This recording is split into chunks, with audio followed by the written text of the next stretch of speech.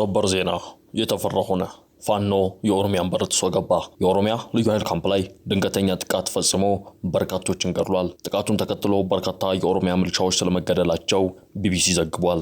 ወዲህ ደግሞ በጀነራሉ የሚመራው ቡድን መንግስት ለመገልበጥ ስለመዘጋጀቱ ይፋ አድርጓል።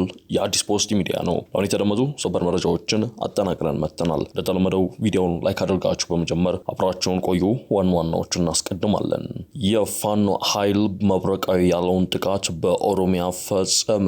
የኦሮሚያ በር በፋኖ ተጥሷል። ሽመልስ አብዲሳ የሚተማመኑባቸው ወታደሮች የፋኖ ሲሳይ ሆነዋል። ጥቃቱ በዘመነ ካሴ ቀጥተኛ ትዕዛዝ የተፈጸመ ሲሆን የፋኖ እርምጃ የኦሮሚያ ከፍተኛ አመራሮችን ጭምር ያስደነገጠ ሆኗል። ስለ ጥቃቱ ዝርዝር መረጃን እናቀርባለን። መንግስት ለመገልበጥ ተዘጋጅተናል ያሉት ጀነራል ጻድቃን በአፋርና ቆቦ አቅጣጫ ጦር እያዘጋጁ መሆኑ ተሰማ። ጀነራሉ የህወሓትን ክልላዊ መንግስት ለመገርሰስ ከመከላከያ ጋር በመሆን በሁለት አቅጣጫ ጦር እያዘጋጁ ነው። አንድ ጀነራሉ የቅርብ ሰው በአንድ ወር ያ ካልሆነ ደግሞ የለውጥ ፈላጊው በሚያደርገው እንቅስቃሴ ጊዜው ሊያጥርም ሊረዝምም በሚችልበት ሁኔታ መንግስታዊ ለውጥ እናመጣለን በማለት ለቢቢሲ ተናግሯል። ተሰሙታላችሁ።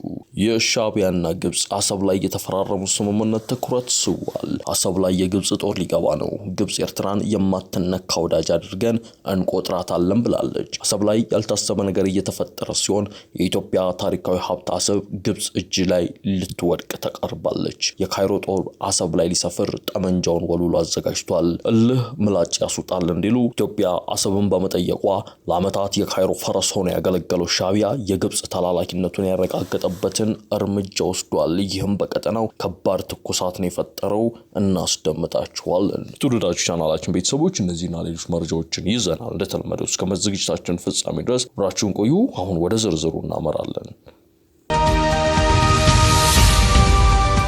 አሰብ ላይ ያልታሰበ ነገር እየተፈጠረ ነው። የግብጽ ጦር ወደ አሰብ ሊገባ ነው። የሻዕቢያና ግብጽ አሰብን የተመለከተው ስምምነት ትኩረት ስቧል። ግብጽ ኤርትራን የማትነካ ወዳጅ አድርጌ እቆጥራታለሁ ብላለች። አሰብ ላይ ያልታሰበ ነገር እየተፈጠረ ነው። የኢትዮጵያ ታሪካዊ ሀብት አሰብ ግብጽ እጅ ላይ ሊወድቅ ነው። የካይሮ ጦር አሰብ ላይ ሊሰፍርም ጠመንጃውን እየወለወለ ነው።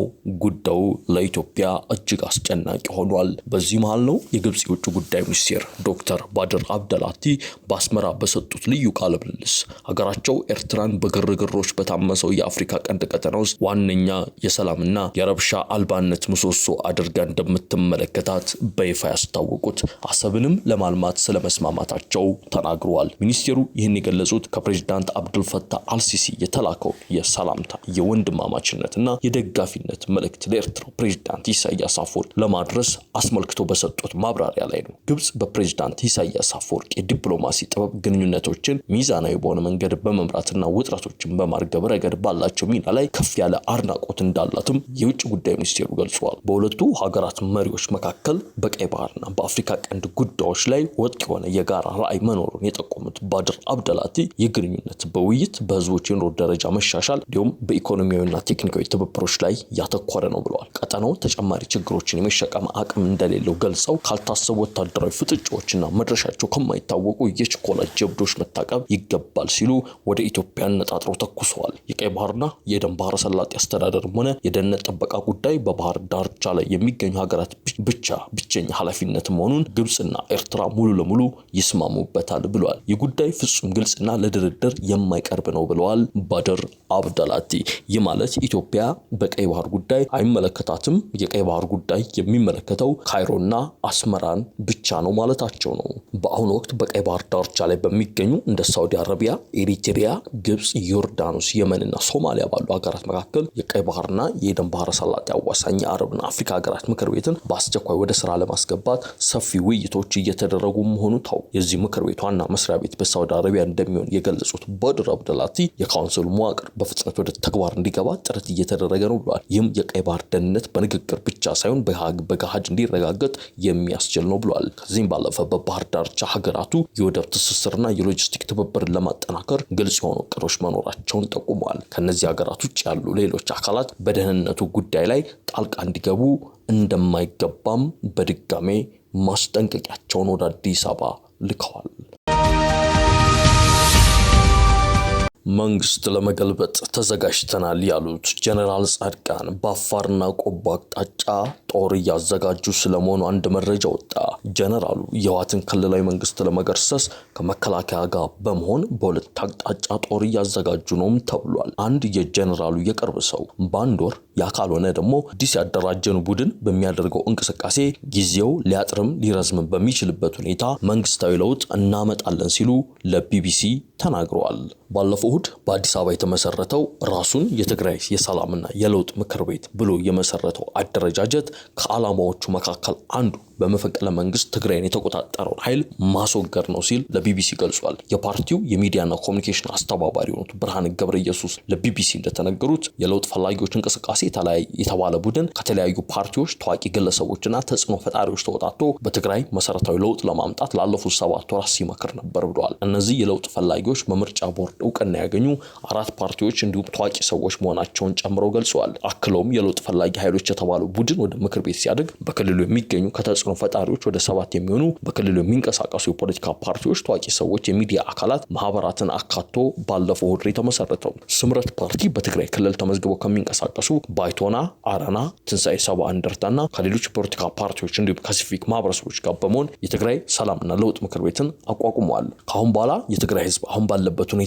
ረጅም ጊዜ መሄድ አይችልም ያሉት አቶ ብርሃን በኢኮኖሚ ጫና መጎዳቱን፣ ከመኖሪያ አካባቢ መፈናቀሉን እንዲሁም በመልካም አስተዳደር፣ በጸጥታ እጦት፣ በስራ አጥነት በጠቅላላ ክልሉ ምስቅልቅል ውስጥ ነው ብለዋል። ባለፈው በአዲስ አበባ በይፋ የተቋቋመው ይኸው ምክር ቤትም የትግራይ ህዝብ በዚህ ደረጃ ለረጅም ጊዜ መቆየት የለበትም ብሎ እንደሚያምን ተናግረው በአንድ ወር ያ ካልሆነ ቡድናችን በሚያደርገው እንቅስቃሴ ጊዜው ሊያጥርም ሊረዝም በሚችልበት ሁኔታ መንግስታዊ ለውጥ ለማምጣት እንሰራለን ብለዋል። ትግራይ ክልል ከዚህ ቀደም ከሀገሪቱ ክልሎች የተሻለ የሰላምና መረጋጋት የልማት ጭላንጭል የነበረባት እንደነበረች አውስተው አሁን ደግሞ ከሁሉም የኢትዮጵያ ክልሎች የመጨረሻው ነው ሲሉ የክልሉን ሁኔታ እያሽቆለቆለ ነው ብለዋል። በክልሉ የጸጥታ ችግር መኖሩን ሰው በሰላም ወጥቶ የማይገባበት፣ የሚታፈንበት፣ የሚዘረፍበት፣ የጦር መሳሪያ እንደፈለገ የሚንቀሳቀስበት መሆኑን ገልጸው ህዝቡ የሰላም እጦት ስጋት ውስጥ ስላለ ይህ አፋኝና ጠባብ ቡድን በማስወገድ ትግራይ ውስጥ ሁሉን ያካተተ ስርዓታዊ ለውጥ ለማምጣት ዓላማ እንዳላቸው አመልክቷል። ምክር ቤቱ በክልሉ በመፈንቅለ መንግስት ስልጣን የያዘውን ቡድን በአጭር ጊዜ ከትግራይ ህዝብ ጫንቃ ማስወገድ ዓላማው እንደሆነ ተናግሯል። በሁለተኛ ደረጃ ቡድኑ ከስልጣን ሲወገድ ክልሉ አላስፈላጊ ትርምስ ውስጥ እንዳይገባ የሰላምና ጸጥታ ማረጋጋት ስራ እንደሚሰራም ጠቅሱ። በሶስተኝነት ያነሱት የምክር ቤቱ ዓላማ በክልሉ ሁሉንም አሳታፊ የሆነ ስርዓት መዘርጋትን ነው። አንዱ የበይ ተመልካች፣ አንደኛው ደግሞ ተሳታፊ የሚሆንበትን የፖለቲካ ስርዓት ማስወገድ ሁሉን ያካተተ አቃፊና ሁሉንም አሳታፊ የሆነ መንግስት የመመስረት ዓላማ ይዘን ነው እየተንቀሳቀስን ያለ ነው ብለዋል። የዲሞክራሲያዊ ስምረት ትግራይ የሚዲያና ኮሚኒኬሽን አስተባባሪ የሆኑት አቶ ብርሃን ቡድኑ በማለት በተደጋጋሚ የሚጠሩትን አካል በስም ጠርተው ግልጽ እንዲያደርጉ በቢቢሲ የተጠየቁ ሲሆን ህወሓት እንደሆነ ግን ከመናገር ተቆጥቧል። ታጣቂዎችና የጦር መሳሪያ አሰባስቦ ትግራይ ውስጥ እየዘረፈና እያመፀ እየገዛ ያለ በዝባዥ ቡድን አለ፣ ስም እስካሁን የሰጠው አካል የለም ብሏል። በብሔራዊ ምርጫ ቦርድ የፓርቲነት እውቅናው ተሰርዞ ያለው ህወሓት ከጥቂት ሳምንታት በፊት በትግራይ የተካሄደውን ጦርነት ባስቆመው የፕሪቶሪያ ስምምነት የመሰረተውን ጊዜያዊ መንግስት የሚተካ ነው ያለውን የቀድሞ አስተዳደር መመለሱ የሚታወስ ነው። ይህም የህወሓት ውሳኔ ፕሪቶሪያ ስምምነትን በማፍረስ ከፌዴራል መንግስቱ ጋር ፍጥጫ ውስጥ የሚያስገባ ድርጊት ነው ሲሉ አንዳንዶች እየተቃወሙት ነው። የህወሓት አመራሮች ሌላ ዙር ድርድር እንዲደረግ እየጠየቁ ባለበት ወቅት ሌሎች የክልሉ ኃይሎች ደግሞ አዲስ አበባ ላይ ስብስብ እየመሰረቱ ነው። ባለፉት ጥቂት ዓመታት በህወሓት ውስጥ በተፈጠረው ክፍፍሎች አመራሮቹና አባላቱ ከፓርቲው ወጥተዋል። አቶ ብርሃንም ፓርቲው ተከፋፍሎ እርሳቸውን ጨምሮ ሌሎች አባላቱ የተለያዩ ፓርቲዎችን መመስረታቸውን ገልጸዋል። ክልሉን መሳሪያ ይዞ እየመራ ያለው አካል ራሱን የሚጠራበት ስም ቢኖረውም እርሳቸው ግን ስም ጠቅሰው መጥራት እንደማይፈልጉ ተናግረዋል። ትግራይን ወደ ጦርነትና ወደ አላስፈላጊ ትርምስ ለማስገባት በመፈንቅለ መንግስት ትግራይን የተቆጣጠረ የሆነ ኃይል አለ። ይህን ኃይል ለማስወገድ ነው እየሰራን ያለ ነው ብለዋል። ስለዚህም እየተንቀሳቀሱ ያሉት ህወሓትን ለመጣል ስለመሆኑ የተጠየቁ ሲሆን ህወሓትን ለመጣል አይደለም፣ ህወሓትማ ከኢትዮጵያ ፖለቲካ ተሰርዟል፣ አሁን ያለው በህወሓት ስም የሆነ የተደራጀ ቡድን ነው በማለት መልሰዋል። በመጨረሻ የፋኖ ኃይሎች መብረቃዊ ያሉትን ጥቃት በኦሮሚያ ፈጸሙ። የኦሮሚያ በር በፋኖ ተሰብሯል። ሽመልስ አብዲሳ የሚተማመኑባቸው ወታደሮች የፋኖ ሲሳይ ሆነዋል። ጥቃቱ በዘመነ ካሴ ቀጥተኛ ትዕዛዝ የተፈጸመ ሲሆን የፋኖ እርምጃ የኦሮሚያ ከፍተኛ አመራሮችን ጭምር ያስደነገጠ ሆኗል። ፋኖ ይህን ጥቃት የፈጸመው በወለጋ ኪረም ወረዳ ነው። በኪረም ወረዳ የመንግስት ኃይሎች ካምፕ ላይ በተፈጸመ ጥቃት 54 ወታደሮች ሲገደሉ 11 ንጹሃን እስረኞችም ስለማስለቀቃቸው የፋኖ ኃይሎች ገልጸዋል። በኪረም ወረዳ ሲሩዶሮ ቀበሌ በሚገኘው የመከላከያና የኦሮሚያ ልዩ ኃይል ካምፕ ላይ የፋኖ ኃይሎች ድንገተኛ ጥቃት ፈጽሟል። ይህን ጥቃት የፈጸመው የአማራ ፋኖ ብሔራዊ ንቅናቄ አፋብን የቢዛሞ ቀጠና አንሻ ሰይድ እስር የሚንቀሳቀሰው የይበልጣል መኮንን አዲስ ዓለም ክፍለ ጦር ስለመሆኑ ታውቋል። የፋኖ አባላት ባደረጉት በዚህ የማጥቃት እርምጃ የመንግስት ኃይሎችን ካምፕ ከነሙሉ ካምፑ መደምሰስ ችለናል ያሉ ሲሆን በርካታ ወታደሮች ሙትና ቁስለኛ ሆነው የተረፉትም ኃይል ወደ ኋላ ማፈግፈጉ ነው የተሰማው። በጥቃቱ 54 ወታደሮች የተገደሉ ሲሆን 46 ያሉ ደግሞ ቆስሏል። ከዚህም በላይ 39 የክላሽ ጠመንጃዎች፣ አንድ የድሽቃ አፈሙዝ፣ 1000 የብሬን ጥይቶች፣ 1500 የክላሽ ጥይቶች፣ 17 የኤፍ1 የእጅ ቦምቦች፣ 200 ወታደራዊ ዩኒፎርሞችና 22 የወገብና የደረት ትጥቆች በፋኖ እጅ ስለመማረኩ ተሰምቷል። እንዲሁም በካምፕ ውስጥ በተደረገ ፍተሻ ሙሉ አንድ መኪና የደረቅ ሬሽን ወይም የስንቅ አቅርቦትና የሕክምና ቁሳቁስ በፋኖ እጅ እንደገባ ተሰምቷል።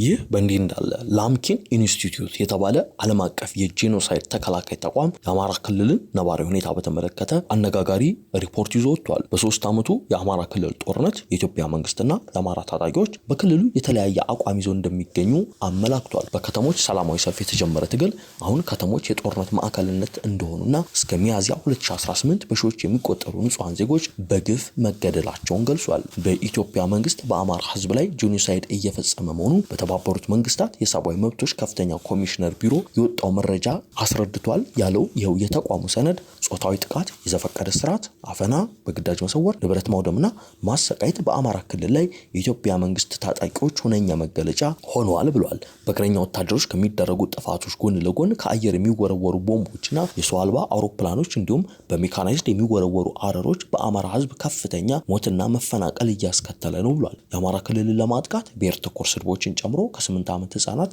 እስከ 65 ዓመት እናቶች ላይ ጾታዊ ጥቃት እንደሚደርስባቸውም በሪፖርቱ ጠቅሷል። የተወደዳችሁ ተመልካቾቻችን ለአሁን ያዝናቸው መረጃዎች እነዚህ ይመስሉ ነበር። መልካም